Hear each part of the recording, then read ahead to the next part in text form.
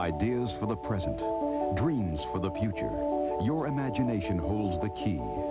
Walt Disney once said, the era we live in is a dream come true. But there are still plenty of avenues to explore. The Disney Channel invites you to join us now and imagine. The next stop in our journey into the world of illusion is literally a magical location. It's the Magic Castle in Hollywood, California. And behind its doors is an environment devoted to the art and science of magic. If you're looking for an enchanted evening, or in this case, afternoon, the castle's gloomy entrance seems like a perfect place to start. It's the kind of place you'd expect to meet a mysterious stranger, even if it turns out to be your own shadow. But most of the people you meet here are mysterious by profession, including professional magician Bob Dorian. Dave, one of the underlying principles of all magic is the eye perceiving what the mind wants it to. Perhaps this little card trick would be a good illustration. If I were to show you the ace of clubs, diamonds, and spades, and then ask you very simply just to keep your eye on the ace of diamonds as I mix them and lay them out on the table like so. Dave, where would you think the ace of diamonds would be? Well, if I were to guess, I'd guess right there. Right here? Well, you'd be wrong. Why don't you try again? Okay. I'll try there. Try here? Yeah. No. In fact, the ace of diamonds is not there at all, because when you weren't looking, I put it up here in my pocket. Wow. I don't suppose you could tell us how that's done. Well, this is a very simple effect, actually, where the ace of diamonds is never over here to begin with. The ace of diamonds is placed up here in your pocket, like so. You have the other three aces with the ace of hearts concealed to look like the ace of diamonds. You show them very simply, calling attention to the ace of spades, diamonds, and clubs, square them up, and from there on, the effect works itself. And I guess since we're used to seeing that symbol in relation to cards, the diamond... That's true, because your mind just normally accepts it without questioning it. Well, show us and this is one of the basic principles of magic. Here's another one, Dave, that uses a few very ordinary objects. A $50, a piece of cardboard, and a drinking glass. Now, the idea of this one, Dave, is to keep your eye on the coin. I'll place it right there in the center of the cardboard, and then, using a napkin, cover the glass like so you can't see what's going on to preserve the secret of the illusion. If I were to cover the coin with the glass, snap my fingers, just wave your hand over the glass. Very good, Dave, because by doing that, you will cause the coin to actually vanish from underneath the glass. Not only has it vanished from underneath the glass, it has additionally penetrated the cardboard and is now underneath. That's a good one. Is that the kind of trick that our viewers at home could do? Sure, because it's a very simple thing to put together yourself. Again, illustrating the idea that the eye sees what the mind wants it to.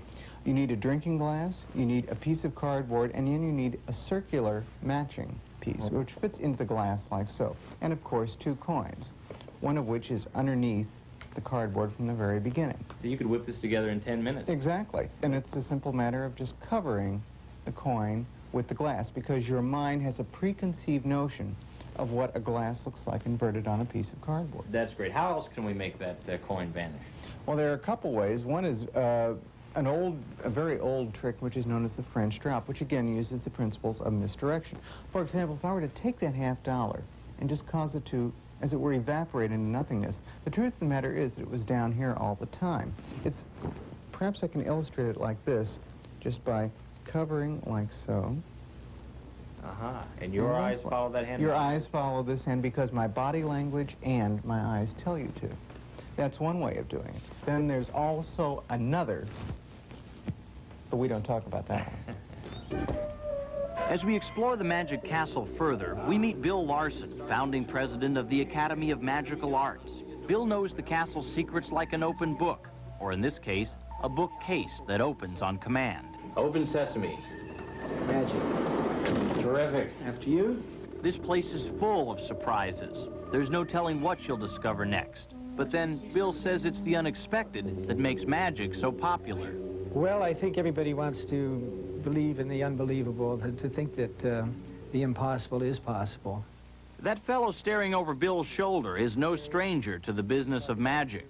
Harry Houdini was perhaps the most famous illusionist of all. His turn-of-the-century escapes from chains and padlocks, cartons nailed shut, and deep icy waters earned Houdini a permanent place in the annals of magic and show business, two fields that have a great deal in common. Because he was a locksmith, he knew all about handcuffs, all about locks. People today, escape artists, can't do what Houdini did.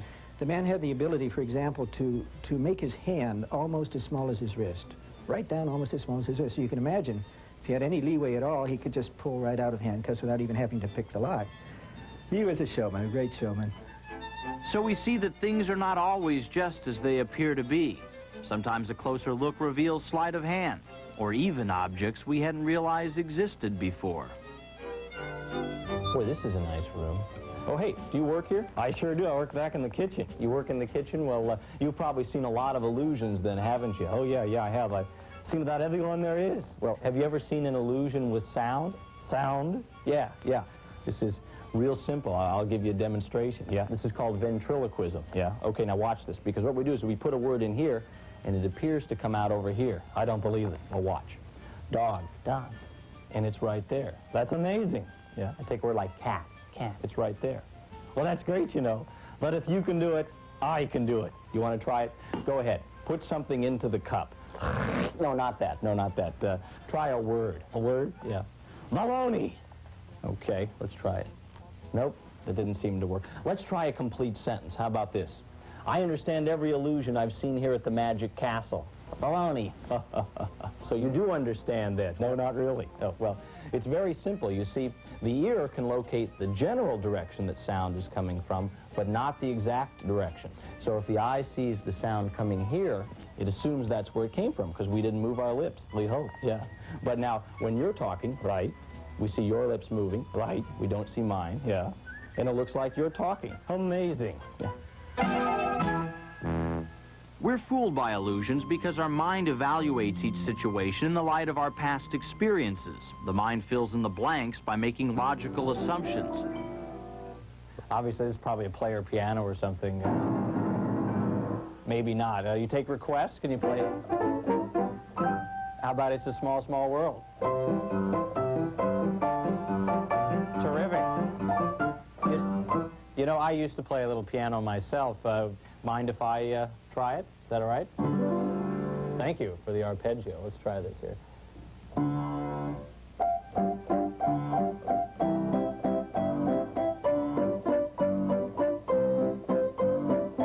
How about that? Sometimes the things you see and hear around you just aren't in harmony with scientific reality. And when that happens, I take that as my cue to sit back and enjoy the show.